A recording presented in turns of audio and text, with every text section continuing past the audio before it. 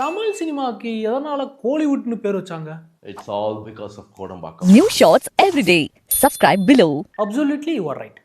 கோடம்பாக்கம் தான் ஒரு காலத்தில் தமிழ் சினிமாவோட ஹப்பாக இருந்துச்சு. அதனால தான் இவங்க கோலிவுட்னே பேரை வச்சாங்க. கோ அப்போ கோடம்வுட்னு தானே வச்சிருந்தோம், ஏன் கோலிவுட்னு வச்சிங்க? பார், இந்த மாதிரிலாம் ஆராய்ச்சி பண்ணாத, ஏதோ வச்சுட்டாங்க. மற்ற ஊர்லலாம் லீவுட்னு முடியுது இல்லையா, அதனால கோவை தூக்கி அட்டாச் பண்ணிட்டாங்க, அவ்வளோதான். கரெக்டு.